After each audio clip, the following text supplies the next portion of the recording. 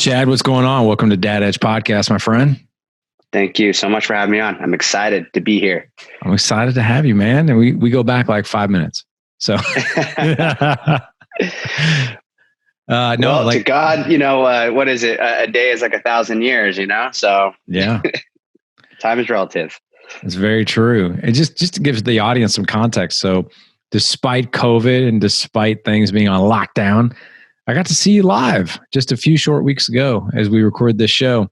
I got to see you live here in St. Louis speaking at CBMC. And I knew about you before you did that speaking event. I knew about your book, listened to a few of the other podcasts you're on. Love your story. And I'm excited to share your story today. But let's start out with your childhood, and I love how you put comedic relief into sharing your story as you growing up. Well, it's reality, looking back, I think that in a way, I think my dad kind of raised me to be just pretty competitive in everything. He kind of he whispered into my ear, like to always try and be the best, be the fastest, go the farthest. And he's actually lamented over that a little bit, over time. Like, man, I wish I didn't, put that in your ear, so much, because he thinks that it was a lot of pressure to me. But I actually think it was very useful. He instilled in me like that discipline and putting forth the effort for a long-term goal. And so whatever it was, whether it was baseball, skateboarding, I was sponsored by Vans shoes. I was doing a lot of competing. I would get really obsessed with whatever I was into. But I think the thing is that after I exploited it for a little while and kind of saw like everything there was to see about, whatever it was, like the skateboarding thing, I kind of would get burned out. Like, that's it. That's all there is to all this. And so I'd kind of just move on to the next. And I did kind of hit a certain point where I guess you could say I was in a limbo. I didn't really have that thing anymore that identified me. And I'm attending a local community college and I'm not doing so hot there, really just because I didn't care about that. I was really not showing up. I was ditching, hanging out, surfing with friends, no accountability, no one calling home saying Chad wasn't here today. But by the end of the year, it really hit me like, wow, here I'm about to take finals. I didn't prepare for them. I'm not passing any of these classes. I am turning out to be, a loser, the kind of guy that no young man, wants to be. And so I'm thinking, how do I turn this around? I want to achieve something big, something great. And that saying, the greater the need, the greater the result, it couldn't be truer. I felt this great need to get out of this position that I was in. And so I think the result was great as well, because I captured the vision, the idea of, I know I'm going to do to turn this whole thing around. I want to go join the military and I want to be a part of the best. I want to be a part of the most elite. I want to go through that most difficult, grueling military training. I want to be a Navy SEAL. And so that was really the turnaround point for me right there. That was the beginning. The hard part is getting that target in my crosshairs. But once I had that target of becoming a SEAL, we have a saying in the fundamentals of shooting: aim small, miss small. And the idea behind that is, man, I'm aiming very particular right now. I'm going for, being a Navy SEAL. And so my miss will be small. I'm going to find myself on target. If I'm aiming at an enemy insurgent that's bearing down on my team, trying to hit him somewhere and I miss, what happens if I miss? I'm off target. I'm not touching him. But if I say, I'm going to aim small, I'm aiming for the second button down on his t-shirt. I'm aiming small. Maybe I don't hit that button, but the miss will be small as well. And I'll still find myself touching him somewhere. And so the more focus we could bring into whatever goal or target it is, it's in our crosshairs, the better shot we have of actually hitting that target. And so I was aiming dead on, man. Like, I want to be a Navy SEAL. And your dad had a thing or two to really push you. Well, I think his motivation was more or less to get you out of it, right? After he found out, like, hey, Dad, I remember you're speaking about, Dad, I figured out what I'm going to do. I'm going to be a Navy SEAL. And I think he kind of said something along the lines of, Chad, are you sure you want to do this? And then he kind of he did a little thing on the side in the background and kind of surprised you with something. Right. So when I get into something, I get obsessed and I get a very one-track mind, on it. And so I was so into this, like, I'm going to be a Navy SEAL, that I made that decision in a parking lot at the junior college as I'm about to go take finals. And then I thought, you know what? If I'm going to be a Navy SEAL, my first order of business is this: I don't got to go to class anymore. So I started my truck up, took off out of that school parking lot, and never took those finals. So just left that all behind. And then I got to let my dad know, like, some bad news and good news as I presented it. So I let him know the bad news. Basically, I just threw this whole year down the tube. I'm failing all my classes. And so he's like, okay, the good? And I'm like, it's all right, Dad. I got a plan. I'm going to be a Navy SEAL. And so he's kind of like more of the voice of reason. He's pointing out like, okay, son, like he's thinking I'm making this decision very rash. Like joining the military is not like anything you have ever done in the past. It's not like playing ball or skateboarding or going to a local community college that when you feel like, you're over it, or maybe you're not into it anymore, that you could just stop. He says, when you sign up for the military and you join and then you find out maybe it's not for you, there's no getting out. He says, maybe you don't make it through SEAL training and you quit. You won't be getting out. You are going to still be in the military. And just so you know, you're probably going to pick up a job like chipping paint off some boat off the coast of Japan, son. And so I hated to hear that, because I knew I'm not going to quit. I'm going to make it, but actions speak louder than words. And I know that by all outward appearances, things don't seem like I'm on the right trajectory. But I'm going to prove it to him. So I kind of stormed off in disagreement. And I kind of use that as fuel to start preparing. So I'm doing all the running, swimming, pull-ups, and push-ups. I'm going to prove it to him. He's going to see what he can't see. And he did a little something, set up a little meetup, right? That definitely took you by surprise, right? Met a weirdo on the internet. Well, that's what you thought at first. You're like, what are you doing? I think people understand why I had that perspective because, days go by, I'm preparing, and then all of a sudden Dad invites me back up into his room, his office, and he says, okay, so you really want to do this, huh? And I'm thinking he's finally seeing it now. I'm like, yeah, Dad, I want to be a SEAL. He goes, great. Well, I set up a workout for you with the Navy SEAL. And my first thought was, my dad doesn't know any Navy SEALs. So what is he talking about here? And he goes, check out my computer screen. And I go looking over the computer. And then I see this little one-line email. It just says, can Chad come out and play tomorrow? And I'm like, play? Dad, you met some guy off the internet that says he's a Navy SEAL. And he says he wants to play with me. And you're arranging this right now. He goes, oh, he's just trying to assure me. He's a SEAL, son. Right. I'm telling him, you can't trust everything someone tells you on the internet. And he goes, no, this guy's a SEAL. I'm like, okay, if you want me to, I'll go meet up with this guy. Well, as it turns out, there was more of a conversation that took place outside of that email in a phone call. And I did not know about this conversation until months later, but I'll give it to, all the people listening right now, the backstory up front. So on the phone, he's telling this guy, hey, my son, he wants to be a Navy SEAL, but here's the deal. He has no idea what he's signing up for. He does not know what he's getting involved in. And so I'm wondering if you could just do me a really big favor. Would you be willing to meet up with my son? And what I'm asking you to do, I need you to crush him. Like just need you to beat him down. Yeah, put him through it. Beat this desire of becoming a SEAL out of him. And so this guy thought about it for a while, didn't reply back right away. And then he sends this reply in that email. That is what can Chad come out and play tomorrow is. So off I go to Oceanside, California, meeting up with the quote, air quotes, Navy SEAL, as far as I'm concerned, in a beach parking lot. Guy spots me right away. He's pointing his finger at me. You, Chad?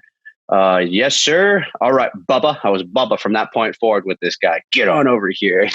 He's got me, dropped down doing all kinds of calisthenics. And these are things that I've been preparing for. And I didn't know what I was in for. And I didn't know how real this all was. And so I'm hanging in there. I'm doing whatever he wants me to do. And I'm thinking this really isn't that hard. And then he sends me off on a run out into the wetlands. And he says, you just go down that trail out into the wetlands away from the coast. Keep going. 15 minutes into it, I'll catch up. I'll be there with you. So just go as fast as your little heart desires, right? And so he's got some gear he's cleaning up back in the parking lot at his truck. He had a pull-up bar out and some mats and dumbbells and things. And so I'm off running. 15 minutes into it, I'm looking back. And he's supposed to be here. I'm not seeing him. And so I keep running a little bit more, looking back, still not seeing him.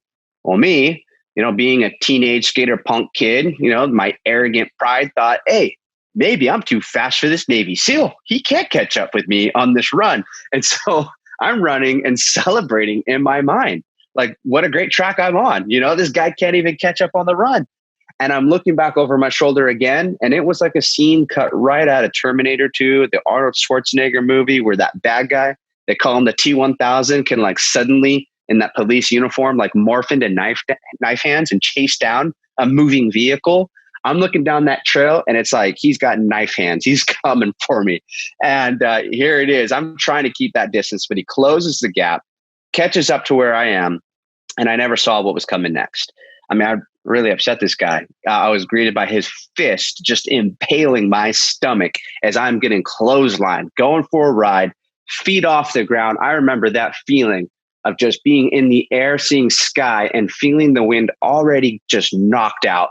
And then the back hitting the ground, poof of dirt up all around me, and just this dust in the air. So he's jumping on top of me, and he just starts ragdolling me. I mean, the sound of the threads of my shirt are still imprinted in my mind, just being torn as he's throwing me around, screaming in my face. And you got to put yourself in my shoes for a moment here. Remember, at the time, the only intel I had was I'm operating on some guy that my dad met off the internet, has got me on the ground now in the wetlands away from everybody. I'm thinking child predator. Like, this is going down right now. And so I'm like trying to defend myself, but I'm like, I'm like a lamb in the hands of a lion right now as he's screaming in my face. And I don't understand the words he's saying. I mean, this guy's really upset. But then these words did come through. He says, "You want to be a Navy SEAL, you better stay 3 paces behind me." And that was when it just became real, and it clicked. Like, I got it. Like, this is it. And this is for real. And if I quit right now, I realized, like, I'll forever be a quitter. There's something about the way I respond in this moment right here. I know this is going to affect the trajectory of the rest of my life. And so I reaffirmed this initial attitude that started in that school parking lot. Like, I want this so bad, I will die before I ever quit. And so he gets up and he says it one more time, 3 paces, turns, takes off, and I'm going after him. And I'm staying on his heels. And I'm telling you, this took everything within me to stay on his heels. And there were so many parts of me that just wanted to just stop and quit, because I've never suffered like that. I've never pushed myself so hard. Like, I was redlining my engine just to stay with him. And I had no idea where the end point was. But after a handful of miles, we finally get to a point where it's like, praise God, he stops and he circles up and he's pacing back and forth. And I'll tell you what, looking back in hindsight, after having gone through SEAL training, which has a lot of difficult parts to it, I never went through a more difficult singular workout, or I should call it a beatdown session, this encounter with this Navy SEAL, Scott Helvenston. But he's pacing back and forth. He's looking at me, and I'm thinking, this guy wants to fight me or something. I don't want to have any direct eye contact with him. I don't want to set him off. I'm this teenage skater punk kid. I'm not going to take on the Navy SEAL. And so I'm kind of looking down, having this self-dialogue, thinking, don't look him in the eyes, don't set him off, no direct eye contact. And he just breaks this awkward tension and silence by asking me, he says, "Hey, if we would have gone another mile or 2, would you have stayed with me?" And I just told him, "Scott, I'll die before I quit." And he just gets this big smile on his face. He goes, "Great. You want to meet up again for the workout tomorrow?" And that was kind of the beginning of it from that point forward with Scott Helvenston. So it sounds like the T-1000, he caught up to you. The knives right. were just coming after you, punched you in the stomach, took you out. Yep. He thought he was going to leave me in the dust and say, "Hasta la vista." That's awesome, man. What a test. What a test. And then, so that was the beginning. That was the beginning of your journey. That was also the beginning of a really cool friendship for the two of you. But share with us how Scott really took you under his wing. So from that day forward, I began to meet up with this Navy SEAL, Scott Helvenston, and thankfully it was no longer that beatdown type of session. It was more of a building up. And, one day he stopped calling me Bubba, started calling me Junior, so he really took me under his wing. And he would kind of joke around and say sometimes, that I felt like a son, like he was like a second father to me. And he was just really investing into me. And especially looking back, like, I really appreciate that time that he put in there, because kind of like you were talking about, I think it was before we came on, just how valuable, our time is. He was the example of what it is to be a servant leader. And I talk about this sometimes at like corporate events, like how important servant leadership is, because I got a taste of it there. But this is also what we practice in the SEAL teams. And this is especially important nowadays, this mindset of servant leadership, because we live in the opposite of servant leadership times. We're living in a time now where everyone is very narcissistic, looking out for themselves. You hear them say sometimes, that, they've done enough for other people, and now they're looking out for themselves. I'm doing me, I'm loving myself. And I hate to hear that kind of stuff, because I know that's not the right kind of fuel that'll get you to wherever you're trying to get, in the end. That fuel is cheap. It burns out. Going through SEAL training, you write on the inside of your hat the things that are going to fuel you to get you to dig deep when the going gets tough. You got things like your family written up there, maybe particular names of other people, but no one that I ever saw make it through SEAL training relied upon their own name. I never saw anyone write their own name, like, I'm doing this one for me, right? It's always got to be something bigger, something greater than yourself. And so it's very dangerous because when you're the opposite of a servant leader, you're not esteeming the needs of others as greater than your own. You're looking out for number one. It creates this atmosphere of disloyalty. And you see that. I mean, I think that there's more leaders out there nowadays that are the opposite of a servant leader than we have as servant leaders. You think of the opposite, the antithesis of a servant leader would be like a prideful, arrogant leader. We've all been exposed to this before, where this person is the manager, this person is the one in charge, they're the boss, and they're dishing out orders. And it's kind of like smoke to the eyes, right? And you have to listen to this person. Why? Well, because they're the one that's in charge. And if you don't listen to them, you might get written up, or you might not have a job at the end of the day. So what happens is when a person like that dishes out some type of order, and maybe they have a great idea, maybe their idea really is a good one. Maybe they have their aim small, miss small, as it were, like a direction they want to take the company in, or a direction they want to go in with their family. They've got like the perfect vision. The thing is that when they're that type of person, they will never get 100% out of everyone else around them. Everyone's just going to do the bare minimum, just enough to keep their job. Or even if they're just a peer and they're not in charge, well, just, you'll do whatever it takes to keep everything copacetic with this person, no drama. So it all backfires on a person like that in the end. Whereas a servant leader, there's something about them where I think we've been exposed to people like this before too. When they give you a task, it's like, man, I don't only want to just do what you're telling me to do right now. I want to make you proud. I want to go above and beyond. You want me to go 1 mile? Watch this. I'm going to go 2 for you. And so the servant leadership is what we practice in the SEAL teams. And I think the greatest example of a servant leader is you go back 2,000 years ago. And for anyone listening right now, I mean, whether you love him or hate him, there's one thing you cannot deny about Jesus of Nazareth is, man, he knew how to lead people. He knew how to bring a team together. And so let's analyze him. Let's look at the historical man. One of the things that he's very well known for saying is that he did not come to be served, right? He wasn't looking out for number one. He didn't come to be served, but to serve. And most are familiar with that time where at one point he got down on his hands and knees and washed his disciples' feet, his subordinates. And what that did was it blew their minds so much that here he is, our leader, doing this for us when we should be doing this for him, that something came out of that every leader wants and money can't buy. And it was true loyalty.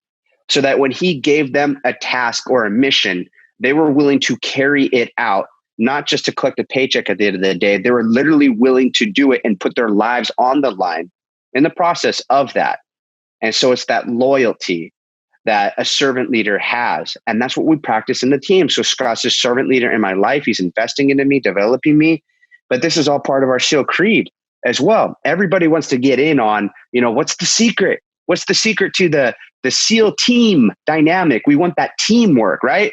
Well, the way that we put it is humbly I serve. We're servant leaders. The order isn't me, then my buddy, then my team. It's completely the opposite. It is always my team first, then my buddy, then me. The I always comes last, all the way down to close quarters combat. If I'm entering into a room, I'm not looking over my own back. The back that I'm covering is my buddy's back. And guess what? He's covering my back as well. And so it creates this loyalty, this dynamic where we're esteeming the needs of each other as greater than our own. It's that family dynamic. And I think it's the best atmosphere for success. And so Scott, he's this example in my life. He's like a second father to me. He's investing into me, and he got me ready. And he totally poured into me and got me ready to become a Navy SEAL. And so finally that day came where I signed up for boot camp. I got a date, it's set, and I'm going to be shipping off to get that journey started. Yeah. And as you shipped out, he had some words of wisdom for you. That's right. So I took this opportunity, and he took another opportunity, as he put it, this time to go overseas again. And so he's hopping on the phone with me as he's about to leave before I go. And he says, all right, Junior, I'm about to go do this thing. He's referring to going to Iraq. And he says, I just want you to know something, though, that I've never told anybody I've ever trained before. He says, I know you're going to make it through SEAL training. And man, that meant the world to me to hear that from my servant leader, the guy I had so much respect for. I couldn't wait for my opportunity to prove him right. I knew I was going to do this, and I love that he knew that I was going to do it, and I'm going to prove him right. I'm going to make him proud. And so he was reminding me of the timeline, how he was only going to be gone a couple months in Iraq. And by the time I got started on SEAL training, he says, I'm going to be there, and I'm going to be by your side, and we're going to see him make it through. And so we get off the phone, say our goodbyes, see ya, when you get back, Scott. So he's gone. And now there's just a number of days I got to burn off, before I go. I'll be leaving in less than 3 weeks. And one of those days, the television's on in the background. And that's when I saw Scott's face on the TV screen, a picture of him smiling, and then looking at the lower third of the screen and noticing that it has his birth date followed by a dash, and it says March 31st, 2004. And honestly, before I could even comprehend, translate the meaning of that, I wasn't even thinking of the conclusions of what that means. I didn't even have that chance. It just switches from this still image of him smiling to now I'm looking at graphic video footage of the vehicle that he was in. It's just engulfed in flames, along with 3 other Americans. And now they're ripped out of the vehicles and they're lifeless. This angry Iraqi mob, they're videotaping everything that they're doing as the media is now, circulating this, as they're just mutilating their bodies and dragging them through the streets of Fallujah and then hanging them upside down from the Euphrates River Bridge and setting their bodies on fire and chanting in Arabic over and over into the TV. And I'm looking at the translation, and it says, Fallujah is the graveyard of Americans. Fallujah is the graveyard of Americans. And I think pretty needless to say, man, I'll just never have the words to describe just what that and all the surrounding moments with it were like. It's just one of those things that, changes you as a human being big time. You don't go forward the same person from there, for sure. But man, there's a lesson here. It has to do with dealing with adversity. The thing about adversity, and anyone listening right now has definitely gone through adversity if they've made this far in life, because you just don't get however far you are without facing some. And I think that something we can all note is that most adversity and most suffering that we go through is not something that we got to custom pick. It has to do with outside circumstances that we cannot control. And it just comes invading our life like a hurricane or a tsunami. We just get hit with it. But the one thing that we can control, there's still some controlling factors. The one thing we still can control is the way that we respond when we get hit. We decide whether or not that adversity that strikes us is going to be what we can call a wing or a weight. Will we allow it to be a weight that just sinks us and leaves us knocked down, never to get back up again? Or do you find a wing somehow in that moment to rise to the occasion, to get some altitude? And so while this is some adversity that happened in the past, something for all the listeners to consider right now, and I consider as well, is that there's going to be more. It's not like I have adversity behind me now. There will be more. So what can I do about that? Nothing right now. I can't do anything about that adversity, but what can I do when it comes? This is what I'm doing. I'm always thinking wing and weight. I'm trying to find the wing in that moment. And so in the SEAL teams, this is what we call it. It's right out of the SEAL Creed, forged by adversity. So adversity is either going to be something that forges you, It molds you, it chisels you and chips away and shapes you into whoever you are, or it'll be your demise. It'll be your failure. And so it's very case by case basis. So I can't tell everyone where they're going to find the wing in their circumstances. I'm just saying, look for it. And it's somewhere in there. For instance, just with my particular thing, with Scott, it's like when you lose somebody, I think we all try and remember that last conversation with them becomes that much more important. And when I was reflecting on our conversation on the phone, that's when I remembered Scott's words where he says, Junior, I know you're going to make it through SEAL training. And that was the beginning of the forging process right there, that I'm not just going to roll over and play dead and not go through with this. I have to go through with this for so much more. I want to do this in honor and memory of my mentor. And I'm not going to lie, at the time, part of that fuel was a revenge. And that is a fuel, honestly. It's not a good fuel to burn on, but I'm just trying to be real and transparent. That's kind of where I was at that stage. And you did something when you showed up to training. You mentioned early on about, writing something on your helmet. And for you, this was a very special moment for you and what you wrote on the top of your helmet. What was it? Well, it was, you wear a hat, I would say probably about 98% of the time, in SEAL training, a cap, as we call it. And one of the things instructors allow you to do is write on the inside of that cap, on the inside bill of it, some things that it's just above your eyebrow. So while you're going through training, even when you have a boat on top of your head, and it's just grinding into your head, you can kind of glance up and you can see the things that you wrote there. And one of the biggest things that I wrote there, and I still have this hat to this day, and I kind of like looking at it from time to time, but it was Scott Helvenston. It was my mentor's name. So that no matter how difficult things got, when I was suffering and digging deep during a surf torture and guys are getting up and quitting and ringing the bell, when I looked over at his name, it really just steeled that resolve. Like, man, you would have to kill me before I ever quit on this guy. And so, doing it in honor and memory of him and for his namesake was powerful. I can't even put it into words, but you would have to kill me before I'd ever quit. So what was it like? So, and then upon graduation of SEAL training, you started a class of, I'll let you say it, how many? Yeah, 173 of us showed up for Bud's class 254. And by graduation day, there's 13 of that original class number still standing there. And so that type of attrition rate, I think numbers speak volumes, right? The numbers do speak for themselves. It's difficult training.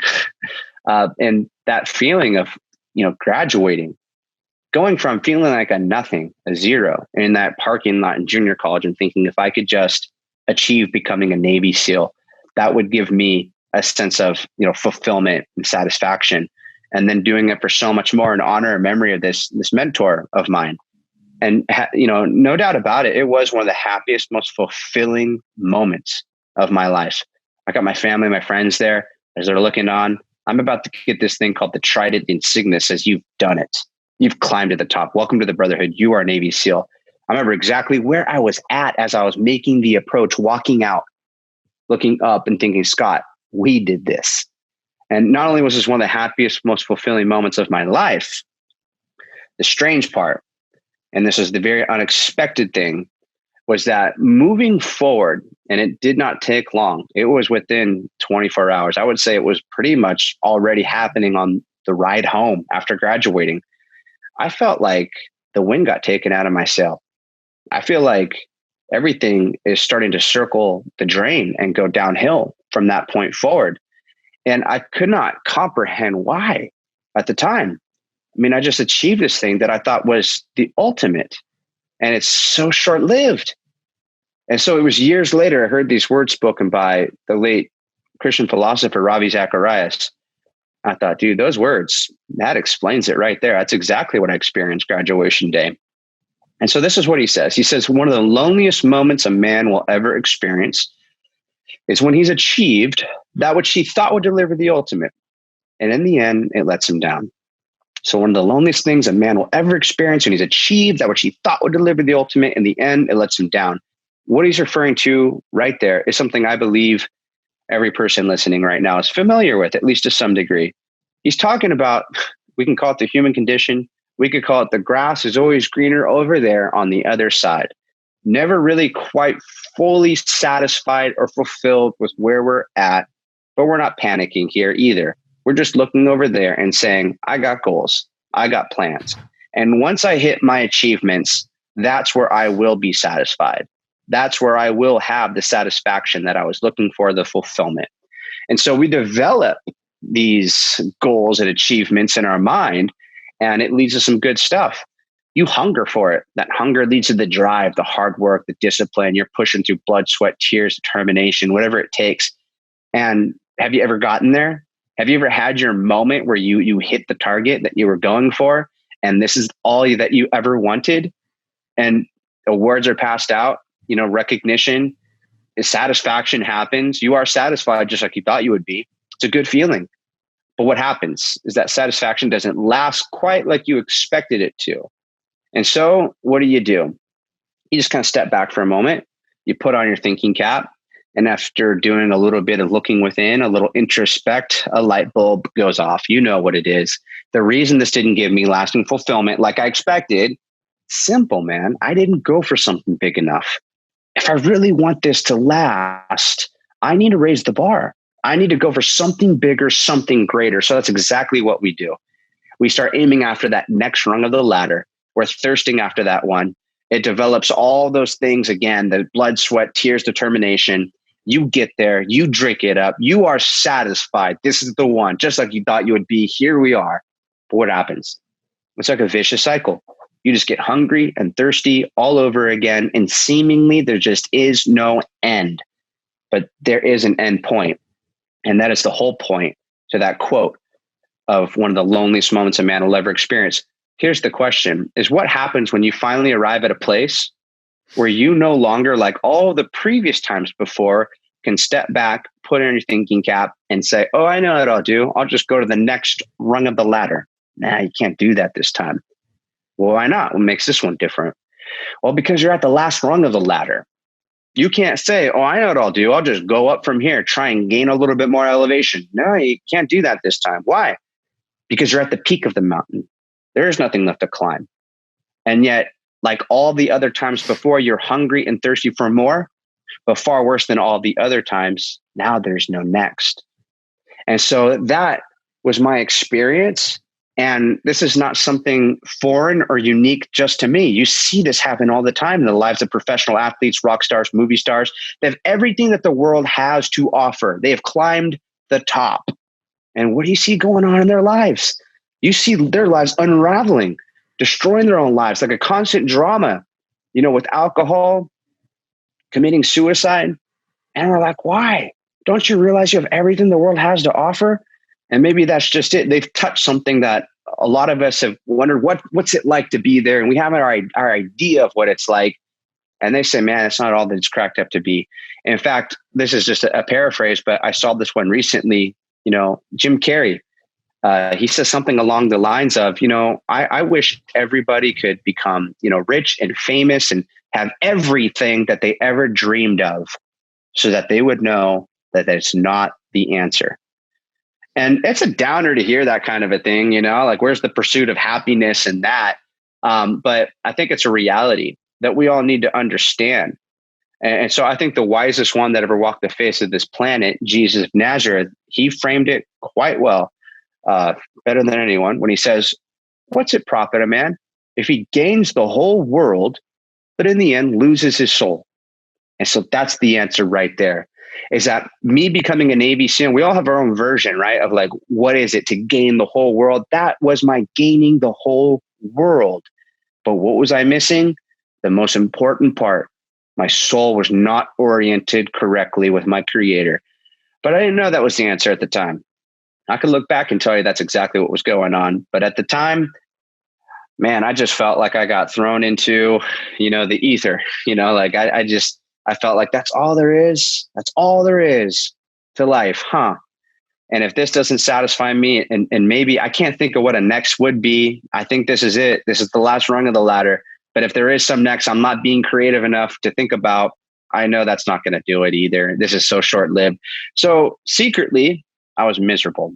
But outwardly, by all appearances, I wanted to play into it. Family members, friends, I'm like, hey man, I'm living a dream. I'm a rock star. And I think a lot of people out there can relate with that. We are a certain person on the outside, in front of our coworkers, in front of our family members, in front of our friends. But let's be honest, who are you really? Like, who are you really when you're in your room, the lights are off and all you're left with is your own thoughts? I did not like the person that I was at that stage of life. But that's where I was at.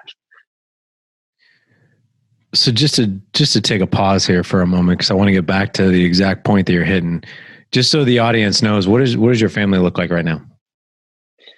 Currently, at this very moment, or at that stage? This moment, right now. Yeah. Okay. So I've got a wife by the name of Aubrey, and we have 2 children, a son by the name of Noah. He just turned 5 in July, and my daughter, Ella, she just turned 8 in September. So family of 4. All right. So obviously you're a father, and obviously our entire audience, men, fathers, we do have some women that listen to us every now and again.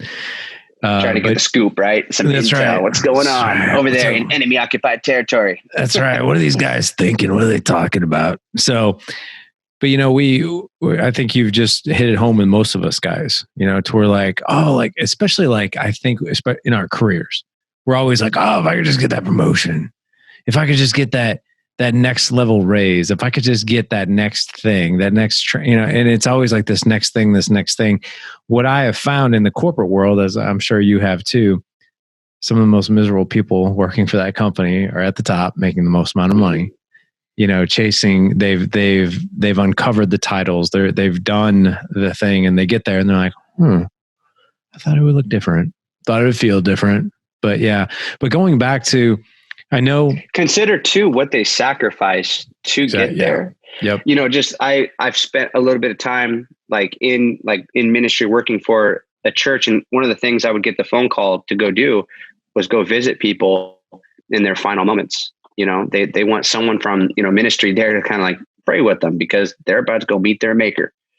And I heard a lot of regrets from people that would come out in their last years of life. And those regrets were never along the lines of not hitting the promotion that they were going for, or not making enough money. The regrets were always the things that they didn't do with their family, or how they didn't invest into, their faith. So not so much regrets over things that they did do bad, but it was the things that they didn't do with the most important things that go beyond the grave. So we do this exercise in our mastermind called, we call it the obituary eulogy exercise, where we make men write their eulogy and obituary. We just actually created a whole new, I would call it an advancement challenge, whatever you want to call it. It's a 12-week program called Centurion. And one of the exercises is to write, number one, your 5-year vision. Where do you see yourself in 5 years? For me, I'm going to be 50 in 5 years. And then what if someone were to read our eulogy at our funeral, what would they say? So literally writing that out. And I got to tell you, I've heard hundreds of these things. Never once was there ever inclusion of, I'm so glad I made so much money. I'm so glad I spent 50 grand on a brand new truck. I'm so glad I was VP of sales for my company. Never, ever once out of the hundreds that I've heard. And we always acknowledge and appreciate that about our guys. We're like, did you notice anything about your eulogy? Did you notice there wasn't one talk of money? There wasn't one talk of what kind of car you drove or what title you had in your career. It had every single thing to do with what was in line with your spirit. If you're a man of faith, what was in line with the relationships, the impact you had on your wife, the impact you had on your kids and the people around you. That was it. That was it. Faith, family, and friends. There you go. Yeah, that's right. The 3 F's. That's powerful. I might need to do that too. I might need to write my eulogy, because I think a lot of us probably wouldn't, if we're being honest, we wouldn't like it, like the current state that it's in, but that gives you opportunity to adjust. Well, if you think about it, we say this all the time, and with the group of guys that do life with us, for like, what you're about to do is something that 99.9999% of the male population will go to their grave and never do. So think about the opportunity. If you're in your 40s, let's just say on average, you've got the next 30 years, right? What you just did is you understood what the end of your life could look like if you stay on the current trajectory you are right now. But is that what you want? Based on what you just wrote, has nothing to do with what you want. And now we can make a change. Now we can shift. Now we can pivot. We can put different tactics in place to make sure you operate within that vision of you being at your own funeral and somebody sharing the eulogy over your casket, right? Not in a mournful state, but celebrating the things that you did. Sure. Yeah. It's powerful. Going back to your book, and which, by the way, great book. I love the book. And by the way, thanks for personally signing mine in blood. So, but share with us the moment, this big event that happened, this ambush that happened when you were overseas. Yeah. So, fast forward a few years, find myself out in Iraq, and we're going out on our last operation. We don't have time for any more operations. And so this is the last one on the calendar. And we're working with a group called the ISOF, which is the Iraqi Special Operations Forces. And one of our goals with these guys is, while we're over there, we want to teach them how to fight their own fights. And so, we did a lot of training with them and fighting side by side with them. But, now it's kind of time for them to get out the nest and take the lead on this one. And so we let them plan the whole thing from the ground up. And they found a guy to go after that was an Iraqi policeman by day, but at night back home, he's one of these bomb makers that we're looking for.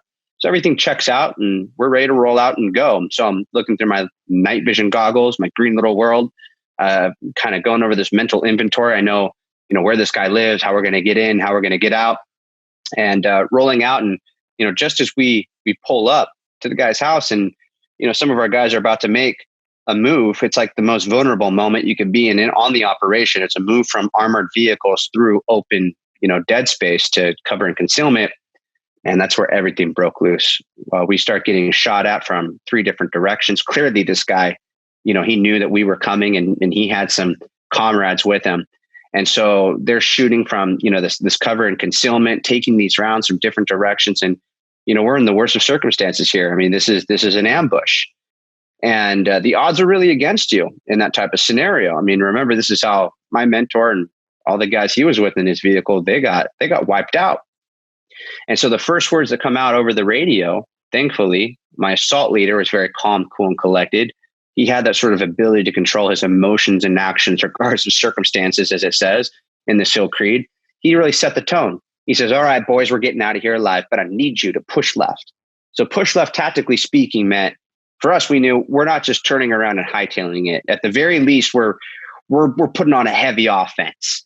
And so our goal is to try and flank these guys, from the left. And we're just trying to do what we do best now as SEALs, shoot, move, communicate. And the gunfight, the tide turned and we start overcoming the enemy. We ultimately ended up killing the enemy, driving back others. And the guy that we're going after, we actually got him. He was wounded, but alive. And so that story has sort of a good ending. We all came home alive out of a crazy, ambush. I remember getting back to our base and we're just looking at the vehicles. Like you could see the spots where the rounds were hitting. And yet, like, none of us got hit. There was one guy got shot in the rear end, but he was laughing about it. He was fine. He's like, just give me a stick of morphine for the ride home and I'll be good to go. He handled that very well. So thankfully, God preserved us on that one. That saying, there's no atheists in foxholes. Even guys that, weren't really religious in that one, they're like, hey, Williams, we know you're probably praying. Thank your God upstairs for us on that one. And I also kind of had a full circle moment at that time too, because I was given the responsibility with this guy that we're going after, wounded but alive. I was given the responsibility of hand carrying him into our own hospital. And this was a full circle moment for me because remember just the hatred that I had in my heart when I saw my mentor get ambushed. At the time, I really felt like I wanted to jump through the TV screen with zero training and just throw myself at these guys carelessly, just recklessly, just try and rip their esophagus out, destroy them. And I had revenge in my heart, and for all I know, this guy, here we are like near Fallujah, this Alain Bar Providence, maybe he didn't have a hand exactly in what happened to my mentor, but at the very least, this guy had to be celebrating in it. And now I got one of these guys, like, helpless, right here. And I'm carrying him into our own hospital. That was a full circle moment for me, because that was sort of like a closure moment. I didn't do anything stupid. I didn't do anything bad, like I thought I might have done, before. But I think that really I can only attribute that type of change to the change that God did in my life. Because in between, that hatred and just revenge and being there to fill in the gap, God radically changed me. What's it profit a man if he gains the whole world but loses his soul? Well, my soul did get oriented correctly with my Creator on March 14th, 2007. I realized that that's what I was missing all along. And all these other pursuits that leave you hungry and thirsty for more. Jesus says, if you drink of my living water, you'll never thirst again. I wasn't right with my Creator. I had no peace with my Creator. That's not why I had no peace in my own life here on earth. But that peace was made. What was separating me from my Creator, as the Bible puts it, is sins. I knew that I was living a life that was displeasing to God. I turned my back on God. But thankfully, he sent his son on a rescue mission. You can call it a hostage rescue mission. He came down into the world and he lived a holy, perfect, sinless life, the life that I could never live.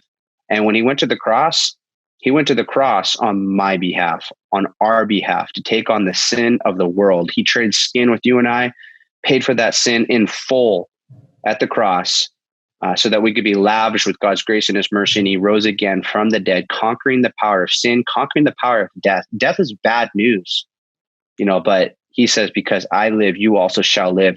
Death does not have the final say, that there are others that we will be with on the other side of this. But what I needed to do is I needed to humble myself, not be God of my own life, but say, God, you really are the one that's in the throne, and I have displeased you, and I throw myself just upon your mercy. So I was repenting. I said, sorry, not just sorry I got caught, but sorry for this life that I have lived of just, in a sense, betrayal, turning my back on you, sinning against you. And I'm asking you to just save me. Save me, man. Save me from my sin. That's why we call Jesus the Savior, because that's exactly what he does. Saves us from the eternal consequences of that sin. But the moment any man or woman does that, they don't have my word on it. They've got God's word on it. He will remember their sin no more, removed as far away as the east is from the west. I was a new man. As the scriptures say, for he, speaking of the Father, made him, Jesus, who knew no sin, to become sin for us, that we might become the righteousness of God in him. Old things pass away. Behold, all things become new. And so that's what I was missing all along. And what's incredible about that is that once you have God where he belongs in your life, in the throne, as the preeminent number one thing, everything else begins to take its proper seat, its proper category, so that you actually can enjoy those things in a way that you didn't enjoy them before. So like being a SEAL, being in the corporate world, construction world, being like whatever it is, if you make that the number one thing in your life, it'll never deliver because it doesn't belong there. It's like decaf, but if God is where he belongs, all those other things take the secondary place, the supplementary place where they belong. And that's where you could do them from a whole new perspective now. It says in Colossians 3:17 that whatever you do in word or deed, do all in the name of the Lord Jesus. So before, I guess you could say, I was sort of narcissistic. I was doing it for fulfillment. I was doing it for me. But instead of for me, now I'm doing it for thee. And there's something about the thee. He's the eternal one. He carries eternal significance. So now I'm bringing him into a temporal thing that I'm doing that carries in and of itself only temporal significance. But once I've infused him into it, now it carries eternal weight. Now the actions that I take will echo an eternity. And so at that point, after I've got that right relationship and peace with my Creator, I could actually enjoy being a SEAL in a way that I'd never enjoyed it before, in its proper category where it always belonged. I love that, man. I'm going through Operation Timothy right now. I have been for, as we record this, almost 11 months. It's where I'm basically mentored for a year and a half, almost 2 years, and deep dive, biblical dive. And I have found the very similar things in my life as far as prioritizing and, even doing this work, right? Because this work for dads, I've been doing this now for 5 years. And I always thought to myself, I remember 5 years ago, I was like, oh, if we could just get to this level, that would be awesome. Then I'll be happy. If I could do this level, and every level we've gotten to. And I was talking about it with my wife actually just the other night. And she's like, I remember you 3 years ago, 4 years ago saying, oh, if we could just get here, it'll be good. And you're 5 times past that. And she's like, and I feel like a year ago, I saw you overworked, and there was a part, don't get me wrong, you enjoy what you do, but there was a part of you that it felt heavy, right? And it was almost like you thought there would be more joy there. And I agree with her. I remember even looking at podcast downloads. I was like, oh, if we just get 10 million downloads, man, that would just be awesome. Like life would, like the skies would open and be awesome. And then we got there and we're like, all right, okay, what's next? Right. Like literally, I don't even think there was a celebration, right? And so I definitely get that. And there's something to be said about that peace that you feel, that enjoyment, that contentment that you feel. And like last night, we were sitting here as a family. We ate dinner outside on our deck. It was a nice night. We were trying to take advantage of the weather before it gets cold here, even though I know at Huntington Beach, the weather's always great. But, it's about ready. We're going to turn around here in 2 weeks and it's going to be 40 degrees at night. So we were all sitting around and we were eating, my boys were eating ice cream. And I just sat back and I was just literally in the back of my mind, like I look at the world through a different lens now. And I was just like, man, God, thank you. Thank you for giving me this amazing family, and I know I have moments where things press me, things get me, but thank you for this family. Thank you for this moment. And thank you most of all for allowing me to see this moment, because otherwise I would have been like, what else do I got to do X? Right. And not even really there. Right. So I get that, man. Talking about your family and your wife, you got a boy, you got a girl, you got Noah, you got Ella, Aubrey. So we have had just the honor and the privilege and the pleasure of interviewing some amazing men like yourself, Navy SEALs. I've never actually interviewed a Navy SEAL though, that has had this combination of the SEAL training and so in touch with his faith and his creator. And one thing I've always asked every SEAL that's been on is like, well, tell me how you've taken your Navy SEAL training, all the mental toughness, resiliency, teamwork, the whole 9 yards, and incorporated it into your family life. For you though, I have a different question. How have you taken your SEAL training, emotional resiliency, mental toughness, teamwork, and your faith? Sorry, you can hear my boys in the background. I don't hear them. Dude, I have four boys. It's crazy here. It's probably like Bud's class, right? When they're just getting punished. That's what it sounds like in my house. But so faith, all this training, just all these things, right? And then how do you go about being a family man, being a dad, husband?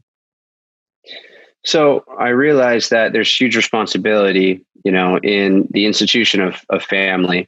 It was recently pointed out by, John MacArthur that God has kind of instituted the government, and he's instituted the church and the family. And so the husband, the father, is supposed to be the head of the household, and Christ is supposed to be the head of him. And so I have to be reminded of that. I need to constantly remind myself of that, to humble myself, to put myself under the lordship of Christ, and this responsibility, this gift that I'm thankful for, right? Is that we're really just stewards of these children, and these children are God's children, and they are precious to us. In fact, Jesus speaks quite explicitly about those that lead children astray, that it would be better for them to have a millstone, wrapped around their leg and thrown into, the sea than to lead them astray. And so I constantly, honestly, I feel like I'm falling short all the time.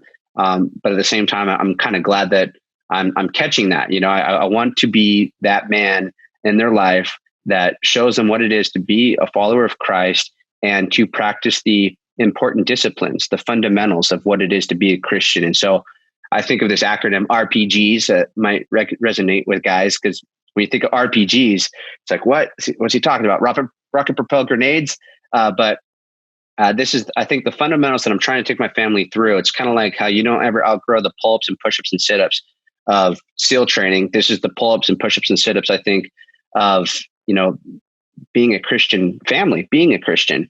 And that would be, the R would be, reading, P, praying, G, going to church, and S, sharing. And so I want my family to be practicing, all of these things. And I got to be the leader by example. And it's like, why is reading important? What is reading? So Jesus makes this point. He says that, man shall not live by bread alone, but by every word that proceeds from the mouth of the Lord. It's Matthew 4:4. If you think about it, so man shall not live by bread alone. What's bread do? Well, bread sustains me physically speaking. That's food for my body. But by every word that proceeds from the mouth of the Lord, what's God's word? Well, that's food. Food for what? Food for my soul. So reading is feeding. If you think about it, if you're not eating food, what happens? Maybe you go see a doctor and you feel like, doc, I feel really weak, deteriorated, I'm falling apart, trembly, having no strength. One of the first questions they might ask you is, how's your nutrition? What have you been eating? You tell them, I haven't been eating anything. He'd be like, well, no wonders you feel like that, dummy.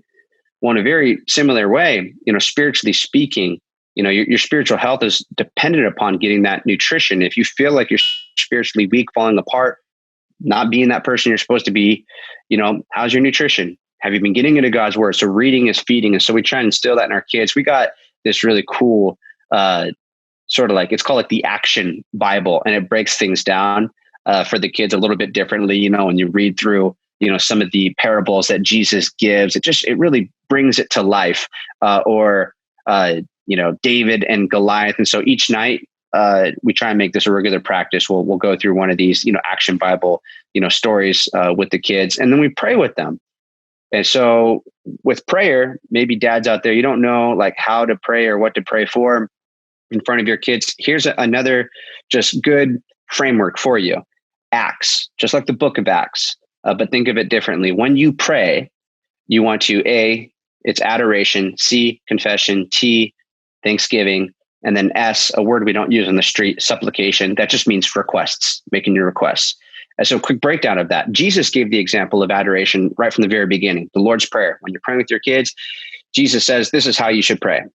Our Father in heaven, hallowed be your name. And so you're just adoring who God is. He's the creator, sustainer of the universe. You could look up at the stars, like you said, and just be in awe, right, of just everything around you. And so that's the adoration part. And then confession is, we confess our sin. And even Jesus gave the example of, you don't just confess your sin once and that's it, right? You are saved once you do that, but we also need to make it a regular practice. And that's why he talks about how in that Lord's Prayer, forgive us our debts as we forgive those that are our debtors. And so that confession of sin, doing that with the children. And then the T is the thankfulness, the things that you're talking about, all the things that you're thankful for, just life, breath, a heartbeat, family, just another day. And then the supplication or request part is that's when you let God know, the things that you have need of. And he is our Father in heaven. And he talks about how, look at the earthly example of, if a son asks for bread, would his father give him a stone? Or if he asked for an egg, would he give him a scorpion? No. And then by comparison, he says, look, if you, in comparison to God, if you being evil know how to give a good gift to your children, how much more your heavenly Father give good things to those that ask them? And so within that RPGs, the prayer part, remember that acronym ACTS. That's just something to run with. You don't have to pray that way, but that's a framework. That's some standard operating procedures right there. And then the practice of going to church and not just going, but getting involved. Don't just be there to take in. Church is like breathing in and out. You take in, but also exhale. Be thinking about the different gifts that God has gifted you with or abilities that you have. How could you use this to be a sort of servant leader that invests into others? Because that's what God wants us to do. We're not supposed to just be takers. It is iron sharpens iron, so shall one man sharpen another. And then the S part would be to share our faith. Guys, once you know God, the whole purpose of life moving forward is glorifying him, but make him known. To know God and make him known. And so we should be sharing just the truth of this message with other people because other people will get saved by it. And so it's like you're God's soldiers talking about, Timothy, 2 Timothy chapter 3 says, you are a soldier for Christ. He talks about how no one engaged in warfare entangles himself in the affairs of this life, that he may please him who enlisted him. And so we get so focused sometimes on the affairs of this life when we are engaged in warfare. Christianity is not a playground. It is a battleground. C.S. Lewis says, enemy occupied territory. That is what this world is. But Christianity is the story of how our rightful king has landed, you might say in disguise. And now he's calling us all to take part in his great campaign of sabotage. And so there's a campaign of sabotage for us to take part in. And that resonates with me. And we're not sabotaging good. We're sabotaging the kingdom of darkness, evil. And so if you guys want a mission out there, be a soldier for Christ. Take on the ultimate terrorist, the ultimate suicide bomber. Suicide bombers, they know they're going down, but they're not content with just that, are they? They don't just want to take themselves out. They want to take out as many people with them as they possibly can in the process. I said that we're going after the ultimate suicide bomber because this is Satan, and he knows he's going down. We've read the back of the book, and he's not content with just that, is he? What's he want? He wants to take out as many people with him as he possibly can in the process. Well, let's make that personal. Who is that? Starting with our family, right? He wants to go after coworkers, friends, but our family. He wants to take our family out. But if we are successful in the operation that we've been given, the duty and the task, which is the definition of a commission, which is the Matthew chapter 28 commission that Jesus Christ gave us, then we're going to charge that kingdom of darkness. And we're going to fight that battle with the greatest weapon that we have to charge the kingdom of darkness with, which is the gospel message. And so that is definitely the priority, I think, within the household, is raising them up in the ways of the Lord, the fundamentals of the faith, the RPGs, reading, praying, going to church, and sharing. And we're all united, there in Christ, advancing that kingdom, that my children would know the gospel, that they would know God. I think that that is the most important mission that I have here on earth. I think that's it right there. Last question I have for you. You got me really, really curious. How do you put this into practice with your kids? And so it would actually be doing these things, reading the Bible together, praying together, making the practice, the habit. Like, we were at a church for quite a long time that just wasn't getting together anymore, but getting together is so important, right? Kind of like I mentioned, those institutes that John MacArthur talked about. The government has no say in how we worship. And so when they start saying like, you guys shouldn't be getting together, you can't be getting together anymore, that's an opinion. Jesus says, give to Caesar what is Caesar's, but he draws the distinction between government and church, and give to God what is God's. And so we've been getting together and fellowshipping with other believers as well. And then there's cool opportunities to share the Lord in public. And my children are there. My children do it. I love it. I can't take my daughter anywhere without her asking people, hey, do you know God? Do you know Jesus? I love seeing that. And so it's just doing it and not just talking about it in theory. I love Acts. Man, seriously, I'm a dude, right? You're a dude. We got dudes listening to the show. We like simple. Give me simple. Mm-hmm. And here's the funny thing, right? I think a lot of guys have this sort of unworthy thing, right? It's like, who am I to talk to God? Right? He knows all my dirty laundry. It's me, right? So I think having that map, that structure, man, that helps a lot. Like, I don't know about you, but when I go to Lowe's, man, I don't want to know. Hey, do you have the 1/8 screws? Where are they at? That's what I'm not going to go up and down those aisles looking for that thing. Like, just give me the map. Make it simple for me. Hey, customer service, what aisle? Where's it at? Top, bottom, 16 on the left or right. So like having direction, having a map. I love Acts. I've never heard that.